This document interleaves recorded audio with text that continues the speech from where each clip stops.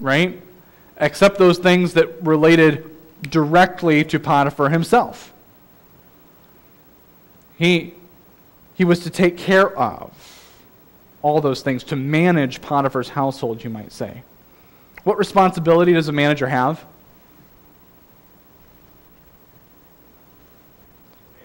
To manage, okay. Nothing like using the word in the definition. Yeah, kind of make sure everyone else is doing their appropriate job. Sure, that's part of it. What else? Make sure it runs efficiently.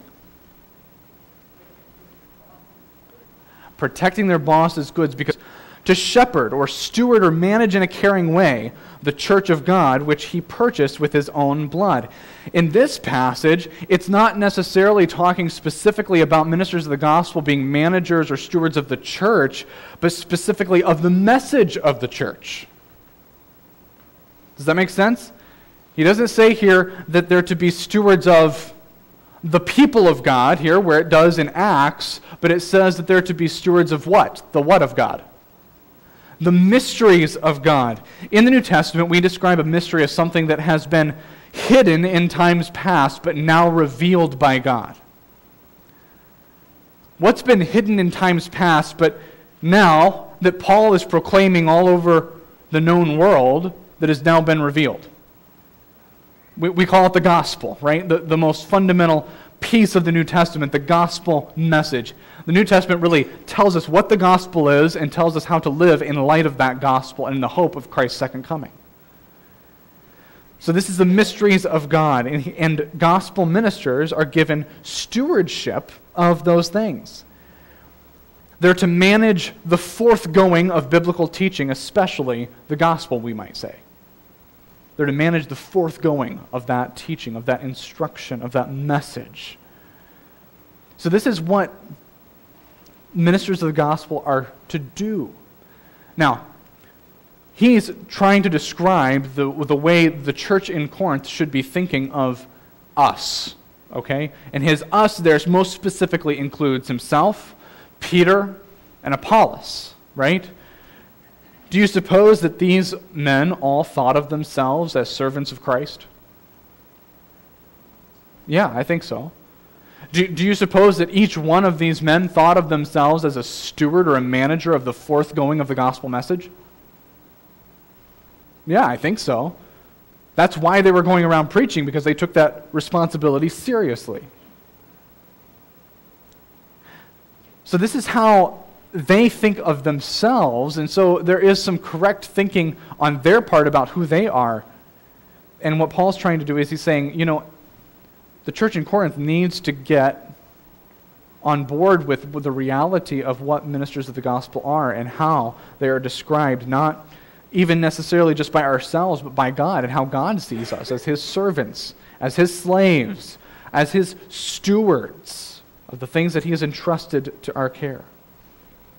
In verse 2, he turns the corner and he says, if we're going to evaluate ministers of the gospel, because ultimately if you're pitting one minister of the gospel against another minister of the gospel, what you're really saying is that this one is smarter, this one's a better communicator, this one's a better teacher.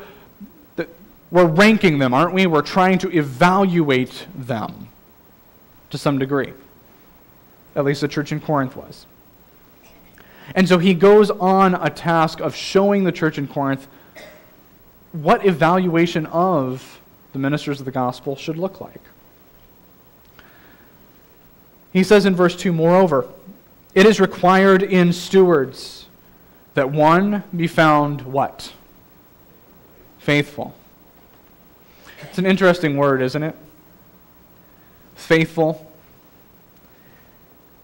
If you have a servant, how would you want to describe that servant if he was a really good servant? You'd want a faithful servant, wouldn't you?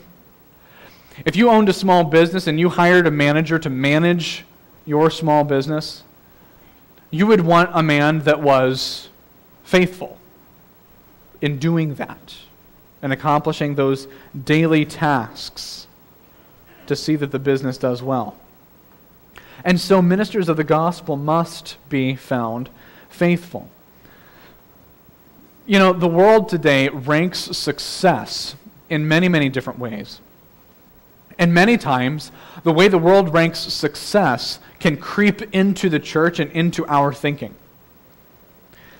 Here's a few ways that Christians have been tempted to deviate a recognition of success from faithfulness to something else. Because successful Christian living is what? Faithfulness. And that's true of not just ministers of the gospel, but true with all of us. Faithfulness is what God requires. Sometimes we consider success of a gospel minister in how many people have been saved under their ministry.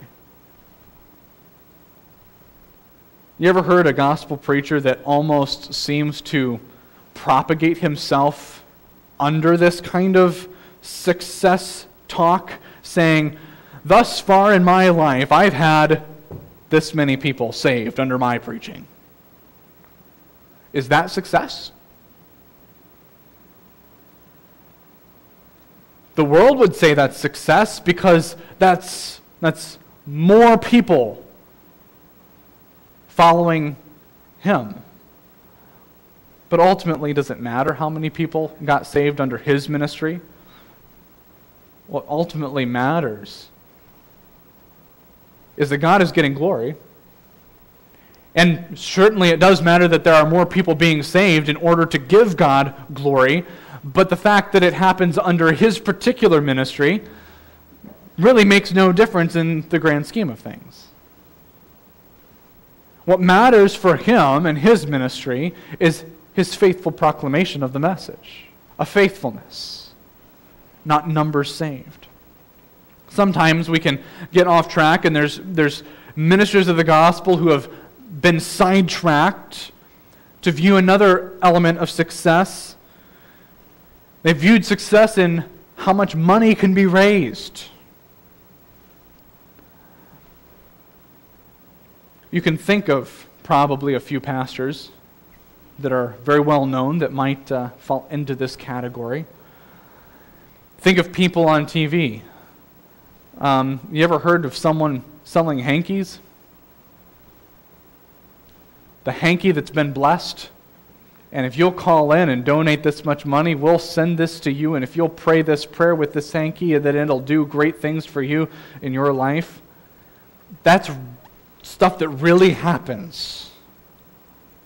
And it's such a sidetrack because this person is trying to raise money. Success is not in how much money is raised. Makes no difference whatsoever. How much of the world does Christ have authority over? All of it. So if God sees fit, could he entrust you or I with more finances? Sure, it wouldn't be that hard for God. Success is not in money raised. Success is not in degrees earned. We live in such an academic culture, and it's such a big deal about formal education. And you've got guys that really have done very little ministry in their lifetime sometimes, and yet they're sitting there with a doctorate in theology or something. Now, please don't misunderstand.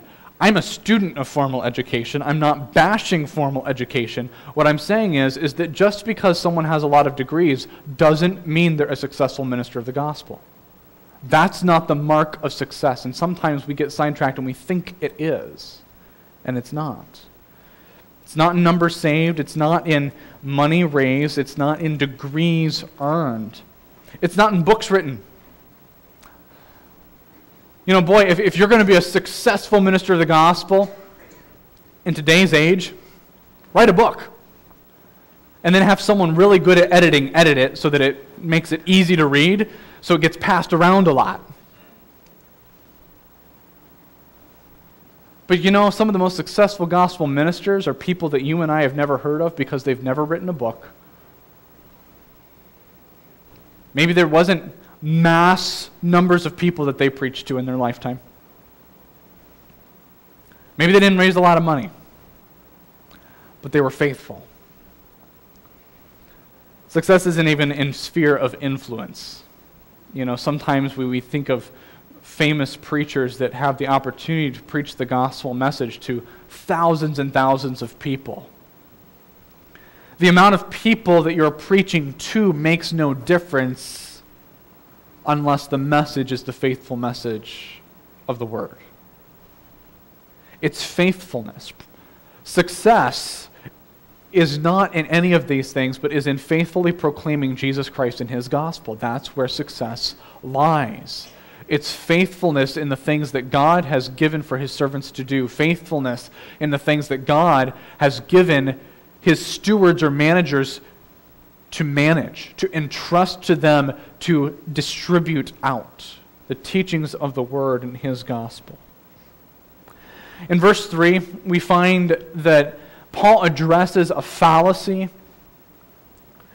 that I think probably every minister of the gospel of all time ever has always struggled with. This is something that probably is not unique to ministers of the gospel, not unique to pastors, but sometimes comes to bear more upon pastors because of their God-given role. And that is evaluation by men.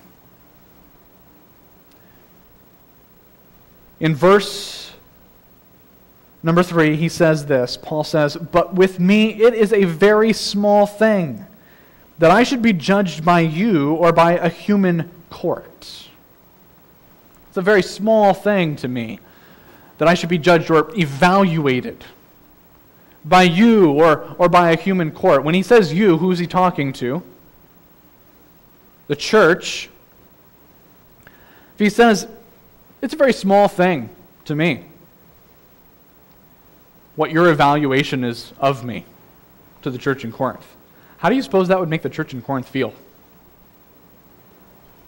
He doesn't care what we think about him. That's right, he doesn't. Paul didn't care what the church thought about him. Or by a human court. Who might Paul be referencing there? By you or a human court? Some group of people outside that, or in government or something that might be looking in. He didn't care what people thought that were necessarily inside the church. He didn't really care what people thought who were outside the church. How many of you out there would just be honest this morning and say, you know what, I tend to be described, I could probably be described as a people pleaser. I'm a people pleaser, okay? I really, really want, everything else might be going wrong, but if people are happy with who I am and what I'm doing, I'm okay. And everything else may be going right, but if people are unhappy with me, that just tears me up. People pleasers, raise your hand. Really? There's got to be more. Y'all just don't want to admit it. Because you're people pleasers and you're afraid of being vulnerable. Ministers struggle with people pleasing. Imagine that. Ministers struggle with pleasing men. There are things sometimes that a minister has a hard time or a difficult time saying, even though it's truth, but because he knows that there are going to be many people that are not going to like it. There's other times where he knows what people want to hear. And it's going to be very attractive to focus in on the things that those people want to hear. Why? Because then people are going to be happy with him.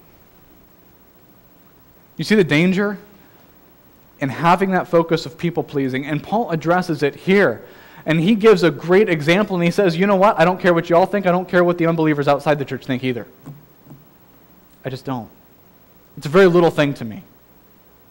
It's a very little thing to me.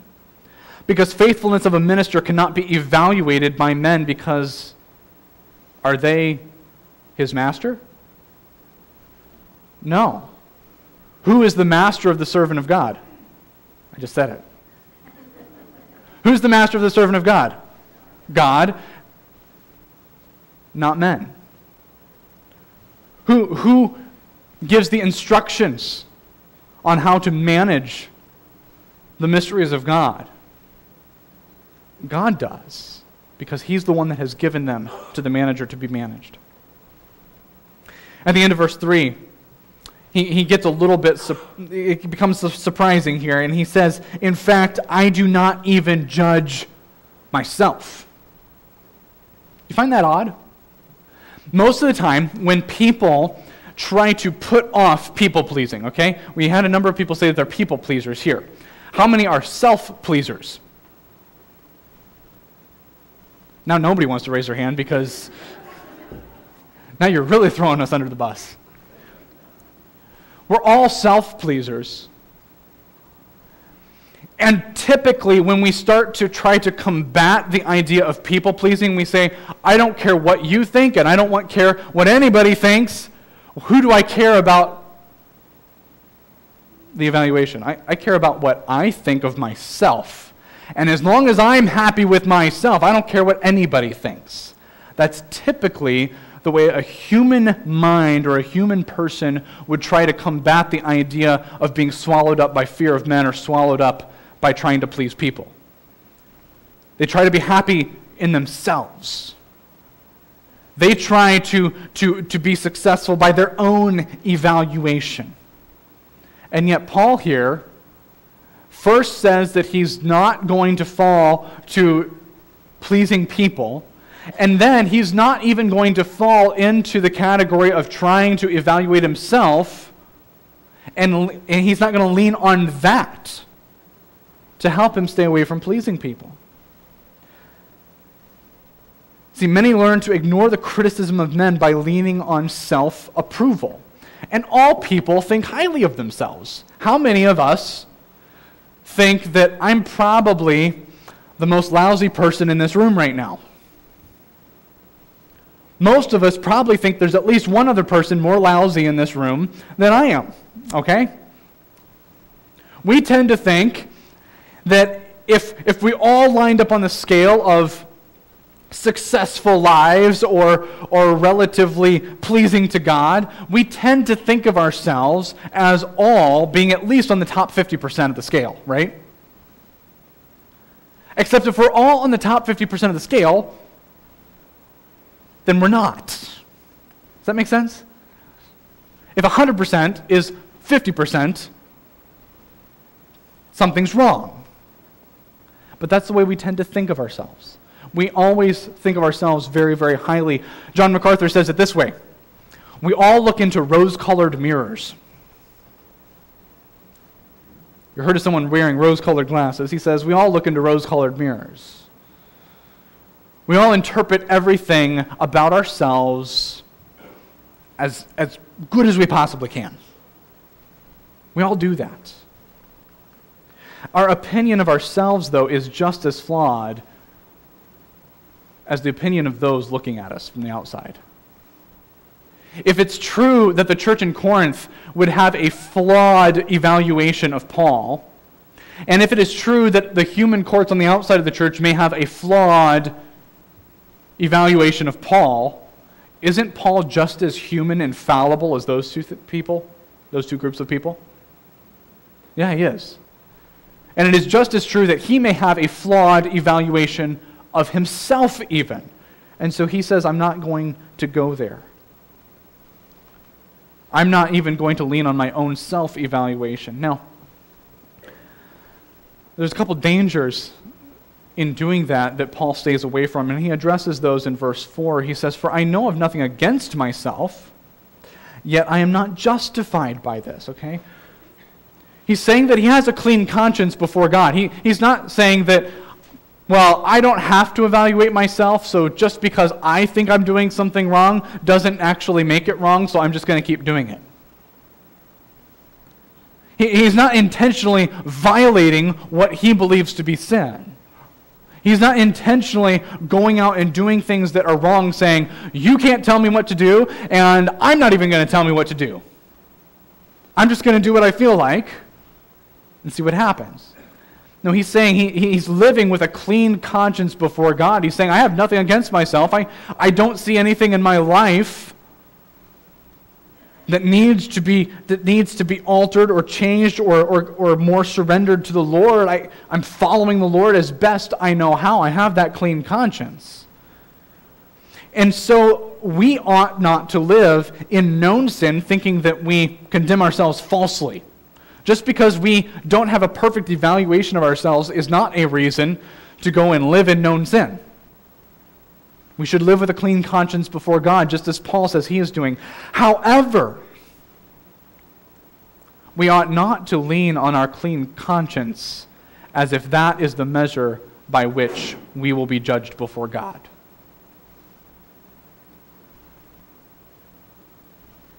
Just because we don't see anything that is glaringly sinful or wrong in our lives, we should not propagate ourselves as to, in all reality, be a person that there's nothing wrong in our lives. Why? Because could we be wrong about our evaluation of ourselves? Yeah, we could. And this is what Paul means when he says that he doesn't know anything against himself, and yet he's not justified by this. He's not leaning on this, on his opinion of himself. He's not counting on God having the same opinion. How often do we do that? I think this about myself, and the reason I don't care what anyone else thinks is because I think this about myself, and God obviously has the same opinion as I do about myself. That's just kind of assumed in our thought process sometimes. And yet it should not be. It should not be assumed. We cannot lean on our own self-evaluation, and Paul doesn't either. And so evaluation of a gospel minister doesn't come from the outside, from men on the outside. It doesn't come from himself. There's only one place that a true evaluation of a gospel minister comes from. Where is that? From our Lord. In the end of verse 4, he says, "But he who judges me is the Lord." That's who judges. That's who evaluates me, Paul says. That's where true evaluation comes from for the gospel minister. It comes from the Lord. Ultimately, God alone can evaluate his servants. God alone can evaluate the managers that he's entrusted to steward. And God will bring ultimate evaluation at the end of time.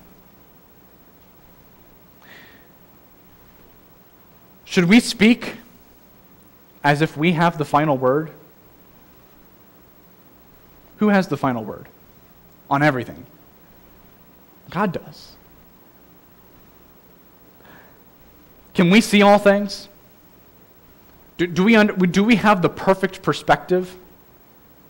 How many of us think we have the perfect perspective? We're going on a little side tangent here. There is an old argument used by agnostics. You know what an agnostic is? That's actually a chick who doesn't know if life outside the egg can be known or not. That's an agnostic. I'll let some of you think about that for a little bit, okay? An agnostic is someone who, it's not that they deny the existence of God, they said, but if there is one, he can't be known. We can't have a personal relationship with him. We can't really fully grasp him if there is a God. Well, is there some truth in that? Can we fully grasp and understand God? No, because if we did, we would be God, right? And so they use this illustration, and they say, looking for God is kind of like 5 blind men feeling around and trying to discover what an elephant is like. And one blind man goes and he finds a leg and he says, well, an elephant is really solid and it's kind of round and it's tall. Is that what an elephant looks like? No. Well, and the other blind man comes along and he grabs the trunk and he says, I don't think it's solid at all. It's kind of flimsy, but You know, it's flimsy and it's got this hole in this end and it hangs from the sky. That's an elephant. Another one finds the side of the elephant and they said, it's big and flat and you can't move it. And another one finds the tail of the elephant and they said, what are you talking about? It's not big at all. This thing's tiny and it's kind of fuzzy on the end. An agnostic says that searching for God is kind of like that. And the point being is, what they're trying to say is that, does any human have a perfect perspective? Now, there's one problem with their argument. It presupposes, in order to say that all of those guys are wrong, what do you have to know in order to say all those guys are wrong? And in order to say none of those guys have a perfect perspective, what do you have to have? You have to have a perfect perspective. Do you see the fallacy in their own argument? In saying that you only know a little bit of truth, and you only know a little bit of truth, and you only know a little bit of truth, they're actually proclaiming themselves to have the corner on it. Now, biblically, do we have perfect perspectives as human beings? No, we do not. And there are some things that it's almost like grasping at an elephant. However, the one large distinction is, who does have that perfect perspective? Our God does. And our evaluations sometimes, whether it's evaluations of others or evaluations of ourselves, there are going to be times that it's going to be much like we're so sure that this is what an elephant's like, and maybe it's not. But God is the great evaluator. He is the judge, and there is coming a day where He will bring ultimate judgment. God alone can see all things. God alone has the perfect perspective. God alone knows all things. And God alone can see the motivations of the heart. Look at verse 5 with me. Therefore judge nothing before the time. What time? Until the Lord comes, who will both bring to light the hidden things of darkness and reveal the counsels of the heart. Then each one's praise will come from God. Each one's praise will come from God. He's saying God is going to come one day, and God will reveal all things. He is not only going to evaluate actions, but He's actually going to evaluate the motivations of your heart and mine. How deceitful are our hearts? How self-deceived are we prone to be? Very. How easy is it for us to see our own sinfulness sometimes? Sometimes that's the last thing that we see. Oftentimes because it's the last thing that we want to see. And yet God alone can see motivations of the heart. And then ultimately God will bring praise to each one according to His faithfulness. It's interesting how the result of God's judgment is to bring praise, isn't it? And so there'll be different levels of praise, I think, given to each of His servants. And yet, if they're a true servant of God, won't all of them receive some praise? Right? Some praise. God is the ultimate evaluator. So what does that mean for us? What does that mean for you and me? I think ultimately, if we could sum everything up, we need to be faithful. That's what God's called us to be. We need to be faithful. We need to steward the message of the gospel as He is entrusted to us. And so we need to share the gospel faithfully. If we're not sharing the gospel faithfully, we're not serving Christ faithfully. We need to be sharing the gospel faithfully. We need to put aside the fear of man, the idea that other people's opinions are the driving force behind doing what we do. We need to put it aside. But we also need to put aside our own pride, because our own pride can be just as much of a hindrance as the opinions coming from other people. And we need to put aside our judgments sometimes of other people. And let us long for the day of God's evaluation. Do you look forward for that day? The day when Christ will come. He's going to reveal motives of the heart. He's going to set things right. He's going to declare in all perfection an evaluation of all things. And we ought to be faithfully sharing the gospel and putting away these other kinds of evaluation, as Paul said that he put them away from his own life. And we need to be faithfully longing for the day of God's return, and we need to be working faithfully until he comes. Each of us has been given some things to steward by God. It's not just gospel ministers. Gospel ministers and pastors, the Bible tells us that we are to steward and manage the church. It says that we're to steward and manage the message of the gospel faithfully. And yet, aren't all of us given things to steward and to manage by God? We each have relationships. The Great Commission was not given to pastors, it was given to all of us. And so in that sense, we all have the gospel message to steward and to be faithfully sharing. We've all been given our tasks as stewards and managers of what God has made us responsible for.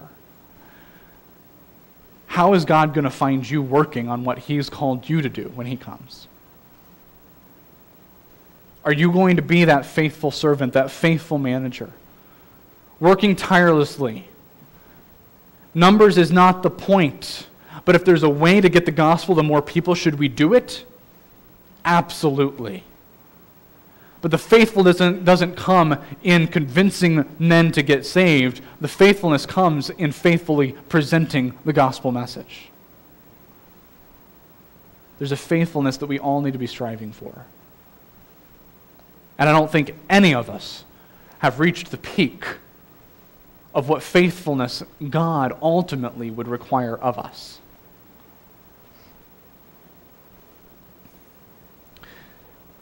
Moody.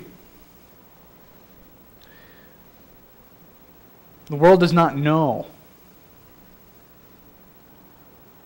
what God can do with a man's life who is wholly consecrated to Him. He made that statement because he believed that it had never happened. But he lived his life pursuing just that, being wholly consecrated, wholly devoted, wholly faithful, not to men, not to his own conscience, but wholly faithful to the God that had given him a job to do, and faithfully doing that thing. Let's be like that. Let's be like that. Let's pray. Father, we thank you for your word. We thank you for the message that we have. We pray that as we have such tendencies to evaluate ourselves based on others, to evaluate ourselves based on our own approval, or to evaluate others, I pray that we would yield